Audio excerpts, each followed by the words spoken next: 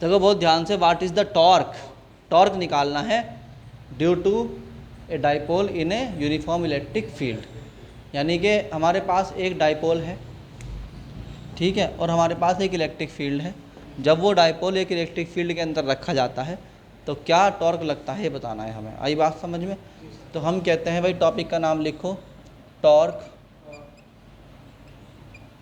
On dipole in uniform electric,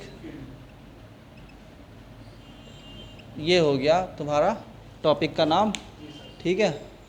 इसको रख देंगे यहाँ पे हम ऐसे करके। अब देखो ध्यान से, मान लो कि तुम्हारे पास एक इलेक्ट्रिक फील्ड है और उसमें यूनिफॉर्म इलेक्ट्रिक फील्ड है, तो पैरेलल लाइंस होगी बहुत सारी। क्या होंगी? पैरेलल लाइंस होंगी। बताओ भाई, ये इलेक्ट्रिक फील्ड क्या है? इसका नाम है ई, ठीक, इसका मैग्नीट्यूड क्या है? ई है। यहाँ पर एक हमने क्या लिया, माइनस के चार्ज एंड प्लस के चार्ज, ये एक डाइपोल लिया और इसका सेंटर ये मान लिया। इधर लेंथ कितनी है? एल, इधर भी लेंथ कितनी है? एल। यहाँ से एंगल थीटा है। आई बात समझ में? तो हम कहेंगे भाई देखो, टॉर्क की डेफिनेशन क्या है? What is torque? टॉर्क होता है, टॉर्क बराबर फोर्स इनटू परपेंडिकुलर डिस्टेंस। इस फॉर्मूले को याद कर लो, टॉर्क बराबर होता है फोर्स इनटू परपेंडिकुलर डिस्टेंस। यहाँ पर देखो, इस माइनस क्यू चार्ज पर इलेक्ट्रिक फील्ड है, तो इधर की तरफ फोर्स लग रहा होगा एफ। क्यों लग रहा होगा? क्योंकि जहाँ से इलेक्ट्रिक फील्ड लाइन आती है, जहाँ से इलेक्ट्रिक फील्ड लाइन आती है वहाँ पर हम पॉजिटिव चार्ज मानते हैं, और जहाँ की तरफ जाती है वहाँ पर निगेटिव चार्ज मानते हैं। तो ऐसा मानते हैं कि यहाँ कोई पॉजिटिव चार्ज रखा हुआ है, ये पॉजिटिव चार्ज इस माइनस क्यू चार्ज को अपनी तरफ खींच रहा है इस डायरेक्शन में। ऐसे ही यहाँ पर कोई निगेटिव चार्ज रखा है और इस पॉजिटिव चार्ज को एफ फोर्स से खींच रहा है। जब दोनों के दोनों से पकड़ के ऐसे खींचेंगे तो ये सीधा होने की कोशिश करेगा, यानी कि घूमने की कोशिश करेगा। ये जो घूमेगा, इसके ऊपर जो घूमने के लिए फोर्स लगेगा, यही टॉर्क है। आई बात समझ में? तो हम कहते हैं भाई देखो, इसके लिए अगर हम यहाँ दो ट्रायंगल बना दें, ये भी एल है, ये भी एल है, तो ये क्या हो जाएगी? L sine theta. ये क्या हो जाएगा? Perpendicular distance L sine theta, ठीक है। क्योंकि साइन थीटा बराबर क्या होता है? परपेंडिकुलर अपॉन हाइपोटेनियस, तो ये ऑटोमेटिकली एल साइन थीटा हो गया। ये क्या हो गया? एल साइन थीटा हो गया। जिसका हाइपोटेनियस एल है उसका परपेंडिकुलर एल साइन थीटा है और बेस एल कोस थीटा है। सिंपल याद कर लो, ज़रूरत ही नहीं है कुछ करने की। जिस ट्राइंगल का परपेंडिकुलर, जिस ट्राइंगल का तुम्हें याद है हाइपोटेनियस, उसका परपेंडिकुलर एल साइन थीटा है, बगैर कुछ कहे सुने याद कर लो, और उसका base automatically L cos theta है। नहीं मालूम?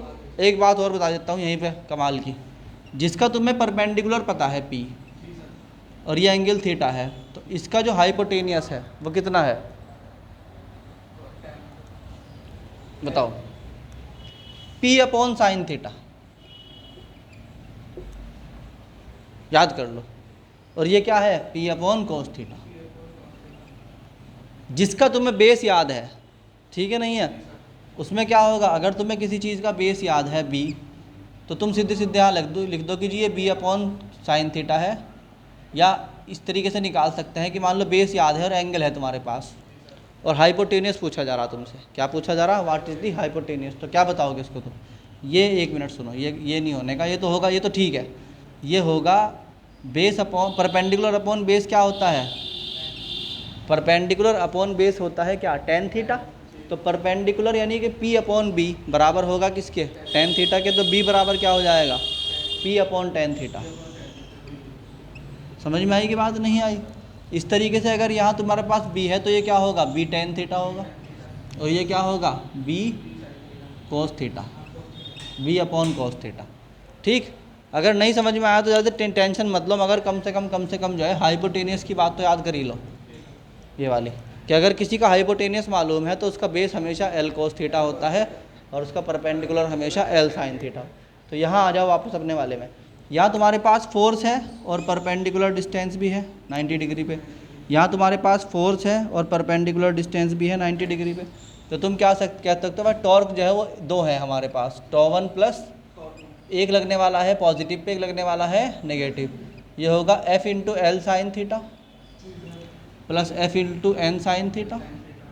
तो ये हो जाएगा tau equal to 2FL sine theta. अरे बोल लो भाई, एफ बराबर क्या होता है? QE। एफ बराबर क्या होता है? QE। तो टॉ बराबर क्या हो जाएगा? 2QEL sine theta. ई को आगे कर दोगे तो टॉ बराबर क्या आ जाएगा? 2QLE sign theta. अरे बोल लो भाई, 2QL क्या होता है? P। क्या होता है? P। तो हम क्या लिखेंगे? टॉ बराबर PE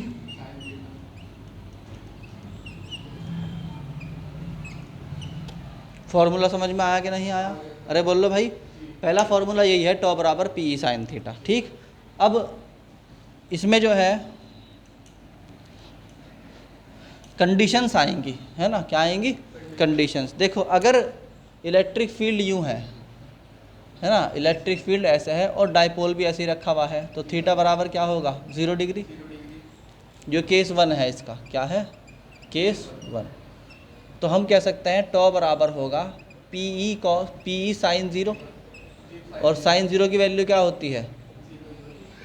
साइन 0 की वैल्यू 0 होती है, तो टॉ बराबर क्या होता है? 0। तो अगर डाइपोल इलेक्ट्रिक फील्ड के पैरेलल रखा हुआ है तो उस पर टॉर्क 0 होगा। ठीक है। केस नंबर 2, केस नंबर 2 है कि अगर इलेक्ट्रिक फील्ड इधर को है और P जो है वो इस साइड में है, तो थीटा की वैल्यू कितनी हो गई? 180। और साइन 180 कितना होता है? अगेन 0। तो टॉ कितना हो जाएगा? टॉ बराबर PE साइन 180 दैट इज़ 0। फिर से P 0 हो गया। तो दोनों कंडीशन में, चाहे पैरेलल रखा हुआ हो या एंटी पैरेलल रखा हुआ हो, डाइपोल 0 ही, ठीक है नहीं है? टॉर्क कितना होगा? 0 ही होगा। मगर ये कहलाया जाता है ऊपर वाला कि अगर तुम इस वाले को, अभी इसके बारे में थोड़ी देर बताऊंगा, पहले यहाँ तक समझ लो, आगे समझ में। तीसरी कंडीशन क्या है इसकी? तीसरी कंडीशन है कि अगर थीटा बराबर है 90 डिग्री। ये कौन सा केस है? केस नंबर 3 है। थीटा बराबर क्या है इसमें? Case number 3 that is theta बराबर 90 डिग्री। और तुम जानते हो कि साइन 90 की वैल्यू क्या होती है? 1। और 1 में भी क्या होती है? मैक्सिमम। क्योंकि साइन थीटा जो है उसकी वैल्यू मैक्सिमम कितनी हो सकती है? +1। और मिनिमम क्या हो सकती है? -1। हम कहते हैं साइन थीटा जो होता है -1 से लेके हमेशा +1 के बीच में होता है। ये इसकी मैक्सिमम वैल्यू होती है और ये इसकी मिनिमम वैल्यू होती है। अगर तुम्हारे न्यूमेरिकल में साइन की वैल्यू -1 से कम या +1 से ज़्यादा आ जाए, समझ लो क्वेश्चन ही गलत है। तो हम क्या पुट करेंगे? टॉ बराबर PE साइन 90 दैट इज़ टॉ हो जाएगा मैक्सिमम, यानी कि PE। बात समझ में आई कि नहीं आई? आ गई? ये था हमारा टॉर्क। ठीक, अभी मुझे इसके अंदर एक चीज़ करवानी है, जिनको मतलब करना है कर लो, नहीं तो टॉपिक तो पूरा हो गया, आगे वीडियो चलानी हो तो। इसमें कुछ चीज़ें हैं। नंबर 1 है न्यूमेरिकल है, इसका एक न्यूमेरिकल ले लो एग्जाम्पल के तौर पर। कोई जो है P जो है वो क्या है? 3 है कोलाम इंटू मीटर, और E की वैल्यू है 6 न्यूटन पर कोलाम, और थीटा की वैल्यू है 30 डिग्री। यानी कि एक डाइपोल ऐसे रखा हुआ है, इलेक्ट्रिक फील्ड ऐसे है, और उनके बीच में एंगल है 30 डिग्री का। बताना है कि टॉर्क कितना है, तो हम कहेंगे भाई देखो, टॉ बराबर होता है PE sine theta, that is tau बराबर हो जाएगा P यानी कि 3 × 6 × साइन 30 यानी कि 1/2। तो ये आ गया टॉ बराबर 9। और यूनिट क्या होती है टॉर्क की? Newton into metre. याद रखना, टॉर्क की यूनिट क्या होती है? Newton into metre. अब इसमें कुछ चीज़ें समझानी थी जो बहुत इंपॉर्टेंट है, इसके बगैर ये टॉपिक पूरा नहीं हो सकता। वो है कि वो जो 2 केस पहले समझाए थे मैंने, कौन कौन से? पैरेलल वाले और एंटी पैरेलल वाले, उनको अगेन समझना पड़ेगा कि वो क्या होते हैं। ठीक, देखो बात को समझो ध्यान से। अल्लाह, इसमें क्या होता है कि इसमें जो है नंबर एक क्या करेंगे हम कि इसमें जो है हम लेंगे वो जो मैंने अभी केस समझाए थे। देखो, अगर इलेक्ट्रिक फील्ड ऐसे है और इनमें ही बीच में कहीं पर एक डाइपोल रखा हुआ है और इस डायरेक्शन में है माइनस क्यू और प्लस क्यू।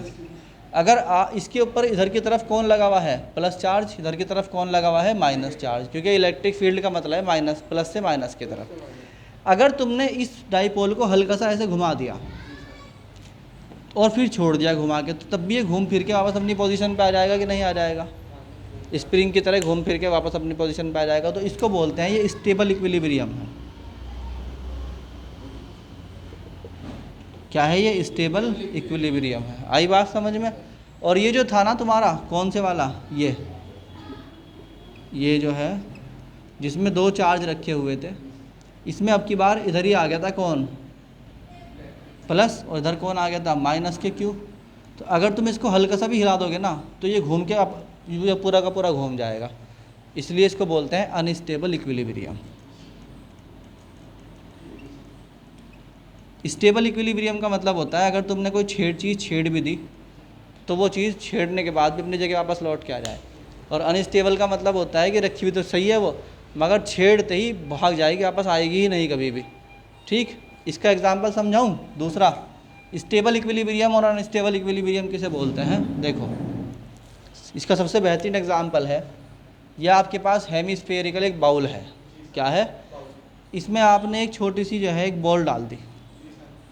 अगर तुम इस बॉल को हल्का सा भी छेड़ोगे तो वापस कहाँ जाएगी? अपने सेंटर पे आएगी। इधर करोगे तब भी घूम फिर के अपने सेंटर पे आ जाएगी। तो ये क्या है? ये स्टेबल इक्विलिब्रियम। इसका मतलब स्टेबल इक्विलिब्रियम में क्या होता है? Object return to mean position. Object return होता है कहाँ पर? मीन पोजीशन पे। मीन पोजीशन मतलब सेंटर वाली पोजीशन पे। आई बात समझ में? एक मान लो ऐसे कोई ऑब्जेक्ट रखा हुआ है, हेमिस्फीयर उल्टा कर दिया आपकी बाहर और इसे छोटी सी स्फीयर को ऊपर रख दिया, अभी भी ये काहे में है? इक्विलिब्रियम में है। मगर अगर तुमने इसको हल्का सा भी छेड़ दिया तो ये सीधे नीचे आगे गिरेगा, वापस मीन पोजीशन पे नहीं आएगा। Not return to mean position. तो जो चीज़ें अपनी मीन पोजीशन पर नहीं लौटती हैं वापस आकर, जो चीज़ें अपनी मीन पोजीशन पर नहीं लौटती हैं आकर वापस छेड़ने पर, उनको बोलते हैं अनस्टेबल इक्विलिब्रियम में है। कहाँ है? अनस्टेबल